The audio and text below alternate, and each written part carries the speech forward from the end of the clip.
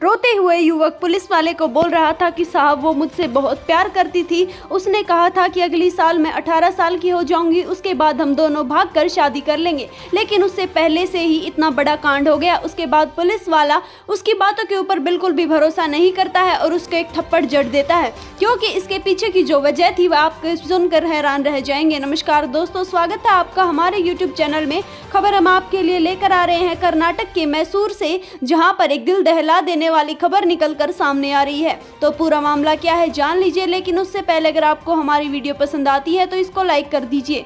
दरअसल ये सच्ची घटना निकलकर सामने आ रही है कर्नाटक के मैसूर से, जहां पर अनुसूचित जाति के रहने वाले युवक को यहां पर एक लड़की से प्यार हो जाता है। लड़की यहां पर अनुसूचित जाति से नहीं थी, वह ब्राह्मण पद से बिलोंग करती थी। दोनों को आपस में प्यार हो जाता है। हम आपको बता देना चाहते हैं कि युवक की उम्र लगभग 24 साल थी और लड़की सिर्फ 17 साल की थी। 6 महीने पहले ही उनका रिलेशन शुरू हुआ था। यहाँ पर लड़की का कहना था कि जैसे ही वह 17 साल की हो जाएगी तो वह युवक के साथ भागकर शादी कर लेगी, यानी कोर्ट मैरिज कर लेगी। लेकिन उससे पहले ही इस बात का पता लड़की के पिता को पड़ जाता है, जिसके बाद मेरे साथ मारपीट भी की जाती है। लेकिन मैं कुछ बोल नहीं पाता, जिसके चलते थोड़े दिन बाद ही मुझे पता चलता है कि मेरे खिलाफ किसी ने पुलिस में FIR कटवाई है और उसमें लिखवाया है कि मैं लड़कियों के साथ छेड़छाड़ करता हूं। जिसके बाद पुलिस मुझे उठा कर ले गई और मेरे साथ मारपीट भी की। दोस्तों, यह सब कुछ कहने के बाद प्रेमी ने कहा कि मेरी प्रेमिका ने मुझसे बार बार यह आश्वासन दिए थे कि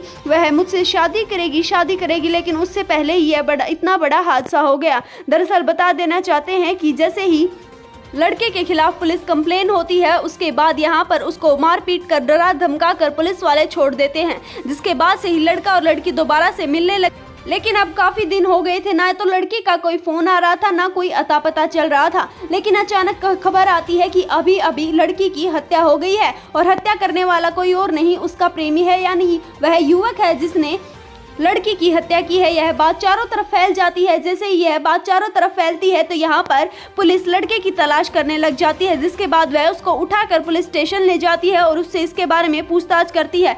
लड़के के मुंह पर एक ही जवाब था कि मैं उससे बहुत प्यार करता था, काफी दिनों से हमारी बातचीत भी नहीं हो रही थी। उसकी हत्या किसने की है इसके बारे में मुझे कुछ भी नहीं पता है। लेकिन पिता दूसरी तरफ रो रो के बोल रहा था कि इसी ने मेरी बेटी की हत्या की है। लेकिन दोस्तों, पुलिस 6 महीने तक इसी बात में उलझी रहती है कि हत्या किसने की, क्योंकि युवक मानने के लिए तैयार नहीं था। 3rd डिग्री टॉर्चर देने के बाद भी यहाँ पर युवक अपना मुंह नहीं खोल रहा था। लेकिन दोस्तों, तभी यहाँ पर पुलिस को पड़ोसियों से सुराग मिलता है कि लड़की के साथ उसके पिता मारपीट भी किया करते थे। जैसे ही इस बात का पुलिस को पता चलता है तो उनकी शक की सुई यहाँ पर लड़की के पिता के ऊपर घूमती है। बातें निकलती गई और पिता से लगातार पूछताछ करनी शुरू कर दी जाती है।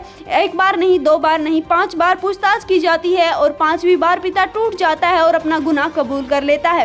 पिता का कहना था कि मेरी बेटी जल्द ही भागकर शादी करने वाली थी, वह भी अनुसूचित जाति के युवक के साथ। यह बात मुझे कतई भी मंजूर नहीं थी। मैंने मेरी बेटी को समझाने का बहुत प्रयास किया, लेकिन वह इस बात को मानने के लिए बिल्कुल भी तैयार नहीं थी, जिसके चलते मैंने उसकी हत्या कर दी है। हत्या करने के लिए उसने एक चाकू लिया था जिसकी गला काट कर हत्या कर दी। इसके बाद प्रेमी के ऊपर नाम लगा दिया था ताकि उसका रास्ता साफ हो जाए। हालांकि पुलिस का कहना है कि उन्होंने पिता को गिरफ्तार कर लिया है, उनके खिलाफ चार्जशीट भी तैयार कर ली है। जल्द ही उनको मजिस्ट्रेट के सामने पेश किया जाएगा। दोस्तों, इस वीडियो के लिए इतना ही। मिलते हैं अगली वीडियो में किसी नई वारदात के साथ। तब तक आप हमारे साथ जुड़े रहिए और हमारे चैनल को सब्सक्राइब कर लीजिए।